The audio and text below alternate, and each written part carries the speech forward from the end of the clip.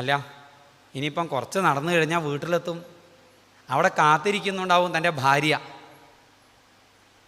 കയ്യിലേക്ക് നോക്കി, ഒന്നുമില്ലല്ലോ, അവൾക്ക് കൊടുക്കാനും ഒന്നുമില്ല, ഒന്നും ചോദിച്ചില്ലല്ലോ ഞാൻ കണ്ണനോട്, കണ്ണൻ ഒന്നും എനിക്ക് തന്നതുമില്ലല്ലോ, എന്തേ ഭഗവാൻ ഒന്നും തരാതിരുന്നത്?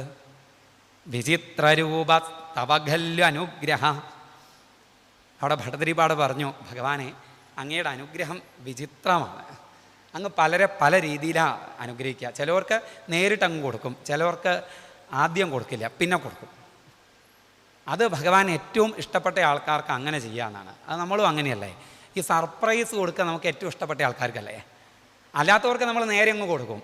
ഏറ്റവും ഇഷ്ടപ്പെട്ട ആൾക്കാർക്ക് ആദ്യം കൊടുക്കാതെ പിന്നെ സർപ്രൈസ് ആയിട്ട് കൊടുക്കും. അതാണ് ഭഗവാന്റെ സ്വഭാവം, അതാണ്. അതാ ഈ സർപ്രൈസായി കൊടുത്തിട്ടുണ്ടാവുക. ശരി, അപ്പോൾ എന്തേ കണ്ണനൊന്നും തരാതിരുന്നത്?